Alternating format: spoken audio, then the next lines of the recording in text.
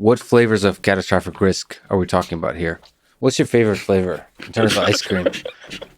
So mine is coconut. Nobody seems to like coconut ice cream. Ice cream aside, what are you most worried about in terms of catastrophic risk that will help us kind of make concrete the discussion we're having about how to fix this whole thing?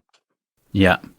I think it's worth taking a historical perspective briefly to just kind of orient everyone to it. We don't have to go all the way back to the aliens who've seen all of civilization, but to just recognize that for all of human history, as far as we're aware, there were existential risks to civilizations, and they happened, right? Like there were civilizations that were killed in war, that tribes that were killed in tribal warfare, whatever. So people faced existential risk to the group that they identified with. It's just those were local phenomena, right? It wasn't a fully global phenomena. So an empire could fall and surrounding empires didn't fall. Maybe they came in and filled the space. The first time that we were able to think about catastrophic risk, not from like a solar flare or something that we couldn't control, but from something that humans would actually create at a global level, was World War II and the bomb. Because it was the first time that we had tech big enough that could actually mess up everything at a global level. It could mess up habitability. We just weren't powerful enough to do that before. It's not that we didn't behave in ways that would have done it. We just only behaved in those ways at the scale we could affect. And so it's important to get that there's the entire world before World War II, where we don't have the ability to make a non-habitable biosphere, non-habitable for us. And then there's World War II and the beginning of a completely new phase where global human-induced catastrophic risk is now a real thing. And that was such a big deal that it changed the entire world in a really fundamental way, which is, when you study history, it's amazing how big a percentage of history is studying war, right? And the history of wars. You study European history and whatever, and it's generals and wars and empire expansions. And so the major empires near each other never had really long periods of time where they weren't engaged in war or preparation for war or something like that. That was, humans don't have a good precedent in the post-tribal phase, the civilization phase, of being able to solve conflicts without war for very long. World War II was the first time where we could have a war that no one could win. And so the superpowers couldn't fight again. They couldn't do a real kinetic war. They could do diplomatic wars and Cold War type stuff, and they could fight proxy wars through other countries that didn't have the big weapons. And so mutually assured destruction, and like coming out of World War II, we actually realized that nation states couldn't prevent world war. And so we needed a new type of supervening government in addition to nation states, which was the whole Bretton Woods world, the United Nations, the World Bank, the IMF, the globalization trade type agreements, mutually assured destruction. That was, how do we have some coordination beyond just nation states between them, since we have to stop war between at least the superpowers? And it was pretty successful, given that we've had like 75 years of no superpower on superpower war. We've had lots of proxy wars during that time. We've had, Cold War. And I would say we're in a new phase now where the Bretton Woods solution is basically over, or almost over. Can you describe the Bretton Woods solution? Yeah. So the Bretton Woods, the series of agreements for how the nations would be able to engage with each other in a solution other than war, was these IGOs, these intergovernmental organizations, and was the idea of globalization. Since we could have global effects, we needed to be able to think about things globally, where we had trade relationships with each other, where it would not be profitable to war with each other. It'd be more profitable to actually be able to trade with each other. So our own self-interest was, going to drive our non-war interest. And so this started to look like, and obviously this couldn't have happened that much earlier either, because industrialization hadn't gotten far enough to be able to do massive global industrial supply chains and ship stuff around, quickly. But like we were mentioning earlier, almost all the electronics that we use today, just basic cheap stuff for us, is made on 6 continents, made in many countries. There's no single country in the world that could actually make many of the things that we have, and from the raw material extraction to the plastics and polymers and the, et cetera. And so the idea that we made a world that could do that kind of trade and create massive GDP growth. We could all work together to be able to mine natural resources and grow stuff. With the rapid GDP growth, there was the idea that everybody could keep having more without having to take each other's stuff. And so that was part of kind of the Bretton Woods post-World War II model. The other was that we would be so economically interdependent that blowing each other up would never make sense. That worked for a while. Now, it also brought us up into planetary boundaries faster. The unrenewable use of resource and turning those resources into pollution on the other side of the supply chain. So obviously that faster GDP growth meant the overfishing of the oceans and the cutting down of the trees and the climate change and the toxic mining tailings going into the water and the mountaintop removal mining and all those types of things. That's the overconsumption side of the risk that we're talking about. And so the answer of let's do positive GDP is the answer rapidly and exponentially obviously accelerated the planetary boundary side. And that started to be, that was thought about for a long time, but it started to be modeled with the Club of Rome and limits of growth. But it's just very obvious to say if you have a linear materials economy where you take stuff out of the earth faster, whether it's fish or trees or ore, and you take it out of the earth faster than it can replenish itself, and you turn it into trash after using it for a short period of time. You put the trash in the environment faster than it can process itself, and there's toxicity associated with both sides of this. You can't run an exponentially growing linear materials economy on a finite planet forever. That's not a hard thing to figure out. And it has to be exponential if there's an exponentiation in the monetary supply because of interest and then fractional reserve banking.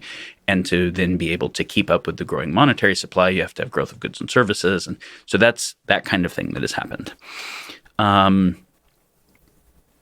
But you also see that when you get these supply chains that are so interconnected across the world, you get increased fragility because a collapse or a problem in one area then affects the whole world in a much bigger area as opposed to the issues being local, right? So we got to see with COVID and an issue that started in one part of China affecting the whole world so much more rapidly than would have happened before Bretton Woods, right? Before international travel, supply chains, that whole kind of thing. And with a bunch of second and third order effects that people wouldn't have predicted. Okay, we have to stop certain kinds of travel because of viral contaminants, but the countries doing agriculture depend upon fertilizer they don't produce that is shipped into them and depend upon pesticides they don't produce. So we got both crop failures and crops being eaten by locusts in scale in Northern Africa and Iran and things like that because they couldn't get the supplies of stuff in. So then you get massive starvation or future kind of hunger issues because of supply chain shutdowns. So you get this increased fragility and cascade dynamics where a small problem can end up leading to cascade effects. And also, we went from 2 superpowers with 1 catastrophe weapon to now that same catastrophe weapon there's more countries that have it, 8 or 9 countries that have it, and there's a lot more types of catastrophe weapons. We now have catastrophe weapons with weaponized drones that can hit infrastructure targets, in fact, every new type of tech has created an arms race. So we have not, with the UN or the other kind of intergovernmental organizations, we haven't been able to really do nuclear deproliferation. We've actually had more countries get nukes and keep getting faster nukes, the race to hypersonics and things like that. And every new type of technology that has emerged has created an arms race. And so you can't do mutually assured destruction with multiple agents the way you can with 2 agents. 2 agents, it's much easier to create a stable Nash equilibrium that's forced. But the ability to monitor and say, if these guys shoot, who do I shoot? Do I shoot them? Do I shoot everybody? And so you get a 3-body problem. You get a very complex type of thing when you have multiple agents and multiple different types of catastrophe weapons, including ones that can be much more easily produced than nukes. Nukes are really hard to produce. There's only uranium in a few areas. Uranium enrichment is hard. ICBMs are hard. But weaponized drones hitting smart targets is not so hard. There's a lot of other things where basically the scale at being able to manufacture them is going way, way down to where even non-state actors can have them. And so when we talk about exponential tech and the decentralization of exponential tech, what that means is decentralized catastrophe weapon capacity. And especially in a world of increasing numbers of people feeling disenfranchised, frantic, whatever, for different reasons. So I would say where the Bretton Woods world doesn't prepare us to be able to deal with lots of different agents, having lots of different types of catastrophe weapons you can't put mutually assured destruction on, where you can't keep doing growth of the materials economy in the same way because of hitting planetary boundaries, and where the fragility dynamics are actually now their own source of catastrophic risk. So now there was all the world until World War II. And World War II is just from a civilization timescale point of view, is just a second ago. It seems like a long time, but it is really not. We get a short period of relative peace at the level of superpowers while building up the military capacity for much, much, much worse war the entire time. And then now we're at this new phase where the things that allowed us to make it through the nuclear power are not the same systems that will let us make it through the next stage. So what is this next post-Bretton Woods? How do we become safe vessels, safe stewards of many different types of exponential technology is a key question when we're thinking about X-risk. Okay. So, and I'd like to try to answer the how a few ways, but first on the mutually assured destruction, do you give credit to the idea of two superpowers not blowing each other up with nuclear weapons to the simple game theoretical model of mutually assured destruction, or something you've said previously, this idea of inverse correlation, which I tend to believe between now you were talking about tech, but I think it's maybe broadly true, the inverse correlation between competence and propensity for destruction. So the better the bigger your weapons, not because you're afraid of mutually assured self-destruction, but because we're human beings and there's a deep moral fortitude there that's somehow aligned with competence and being good at your job. That like it's very hard to be a psychopath and be good at killing at scale. Do you share any of that intuition? Kind of. I think most people would say that Alexander the Great and Genghis Khan and Napoleon were effective people that were good at their job, that were actually maybe asymmetrically good at being able to organize people and do certain kinds of things that were pretty oriented towards certain types of destruction, or pretty willing to, maybe they would say they were oriented towards empire expansion, but pretty willing to commit certain acts of destruction in the name of it. What are you worried about? The Genghis Khan, or you could argue he's not a psychopath. That are you worried about Genghis Khan? Are you worried about Hitler? Or are you worried about a terrorist who has a very different ethic, which is not even it's not trying to preserve and build and expand my community. It's more about just the destruction in itself is the goal. I think the thing that you're looking at that I do agree with is that there's a psychological disposition towards construction, right, and a psychological disposition more towards destruction. Obviously, everybody has both and can toggle between both. And oftentimes one is willing to destroy certain things. We have this idea of creative destruction, right? Willing to destroy certain things to create other things. And utilitarianism and trolley problems are all about exploring that space. And the idea of war is all about that. I am trying to create something for our people, and it requires destroying some other people. Sociopathy is a funny topic because it's possible to have very high fealty to your in-group and work on perfecting the methods of torture to the out-group at the same time, because you can dehumanize and then remove empathy. And I would also say that there are types. So the thing that gives hope about the orientation towards construction and destruction being a little different in psychologies is what it takes to build really catastrophic tech. Even today, where it doesn't take what it took to make a nuke, a small group of people could do it, takes still some real technical knowledge that required having studied for a while and some then building capacity. And there's a question of, is that psychologically inversely correlated with the desire to damage civilization meaningfully? A little bit, I think. No, I think a lot. I think it's actually, I mean, this is the conversation I had I think offline with Dan Carlin, which is like, it's pretty easy to come up with ways that any competent, I can come up with a lot of ways to hurt a lot of people. And it's pretty easy. Like, I alone can do it. And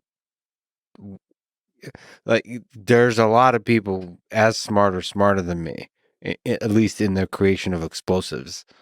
Why are we not seeing more insane mass murder? I think there's something fascinating and beautiful about this. Yes. And it does have to do with some deeply prosocial types of characteristics in humans.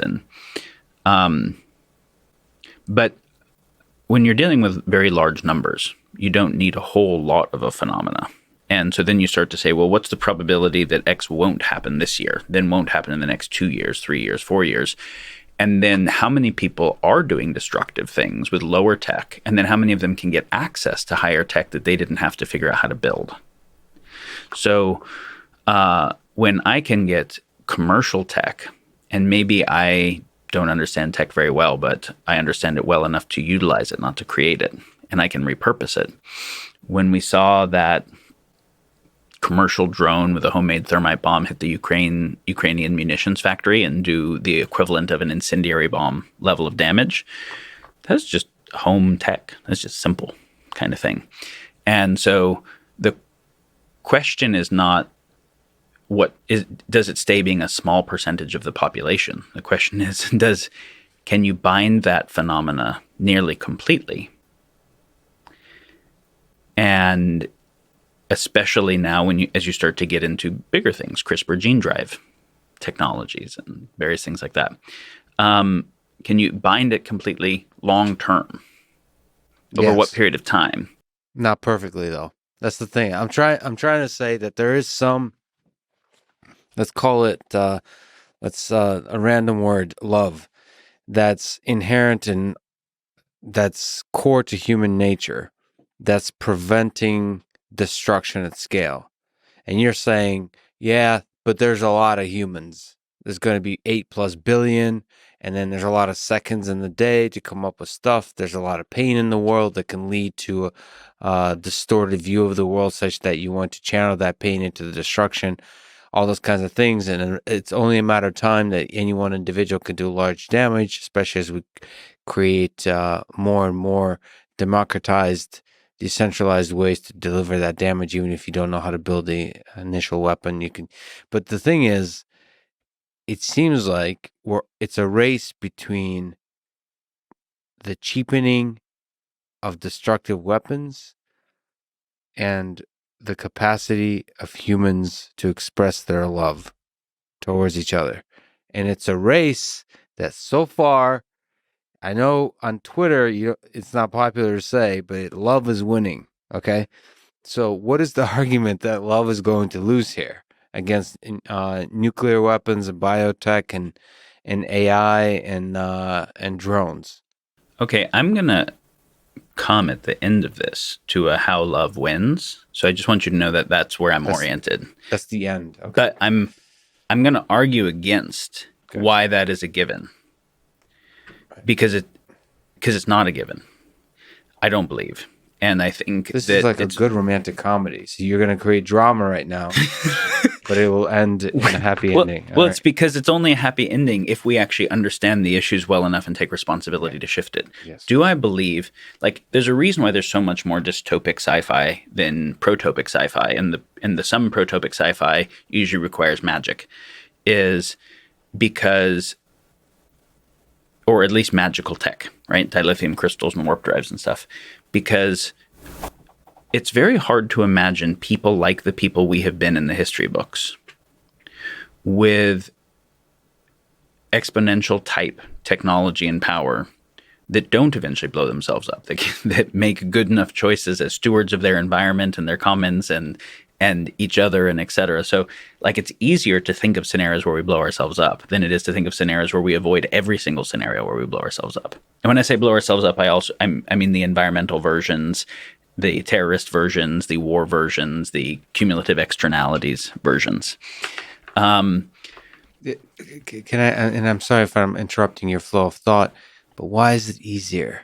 Could it be a weird psychological thing where we either are just more capable to visualize explosions and destruction, and then the sicker thought, which is like we kind of enjoy for some weird reason thinking about that kind of stuff, even though we wouldn't actually act on it. It's almost like some weird. Like I love playing shooter games, first person shooters, and like especially if it's like murdering zombie Doom, you're shooting demons. I played one of my favorite games, Diablo, is like slashing through different monsters and the screaming and pain and the hellfire.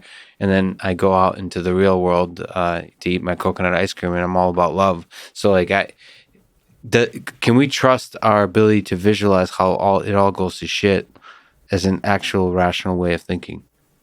I think it's a fair question to say to what degree is there just kind of perverse fantasy and morbid exploration and whatever else that happens in our imagination. But I don't think that's the whole of it. I think there is also a reality to the combinatorial possibility space and the difference in the probabilities that there's a lot of ways I could try to put the 70 trillion cells of your body together that don't make you.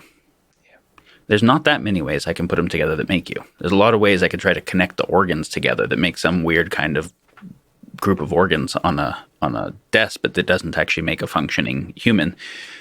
And you can kill an adult human in a second, but you can't get one in a second. It takes 20 years to grow one and a lot of things to happen right. I could destroy this building in a couple minutes with demolition, but it took a year or a couple years to build it. There's Calm down, Cole. This is just an example. It's not. He doesn't mean it. There's a gradient where entropy is easier, and there's a lot more ways to put a set of things together that don't work than the few that really do produce higher order synergies. And so,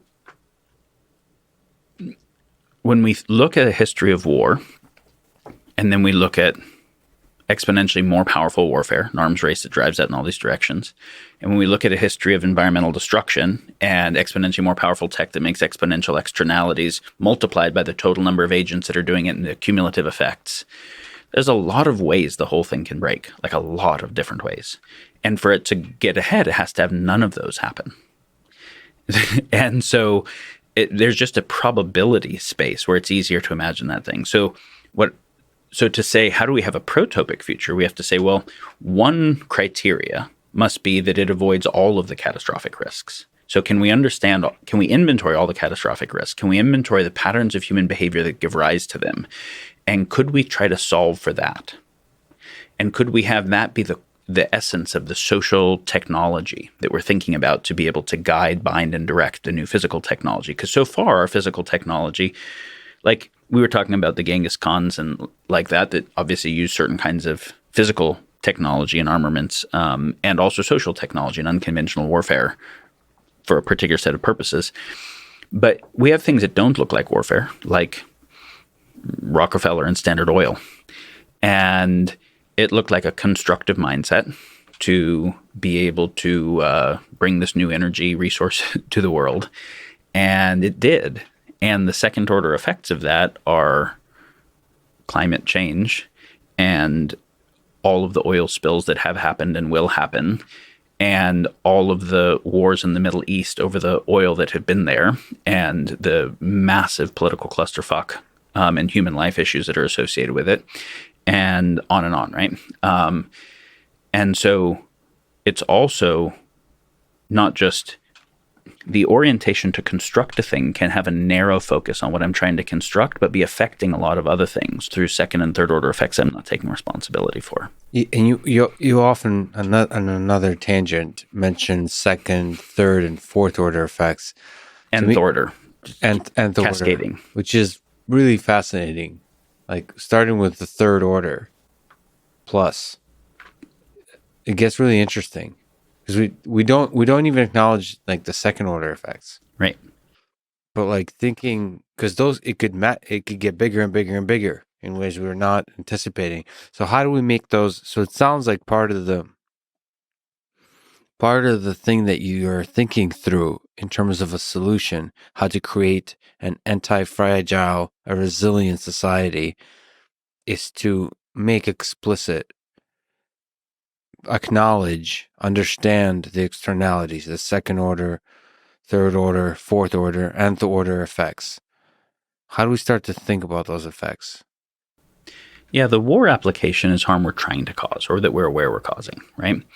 The externality is harm that at least supposedly we're not aware we're causing, or at minimum, it's not our intention, right? Maybe we're either totally unaware of it or we're aware of it, but it is a side effect of what our intention is. It's not the intention itself. There are catastrophic risks from both types. The direct application of increased technological power to a rivalrous intent, which is going to cause harm for some outgroup, for some in-group to win. But the outgroup is also working on growing the tech. And if they don't lose completely, they reverse engineer the tech, upregulate it, come back with more capacity. So there's the exponential tech arms race side of in-group, out-group rivalry using exponential tech. That is one set of risks. Mm-hmm. And the other set of risks is the application of exponentially more powerful tech, not intentionally to try and beat an outgroup, but to try to achieve some goal that we have, but that produces second and third order effects that do have harm to the commons, to other people, to environment, to other groups, that might actually be bigger problems than the problem we were originally trying to solve with the thing we were building. When Facebook was building a dating app and then building a social app where people could tag pictures, they weren't trying to build a democracy-destroying app that would maximize time on site as part of its ad model through AI optimization of a news feed to the thing that made people spend most time on site, which is usually them being limbically hijacked more than something else, which ends up appealing to people's cognitive biases and group identities and creates no sense of shared reality. They weren't trying to do that, but it was a second order effect. And it's a pretty fucking powerful second order effect.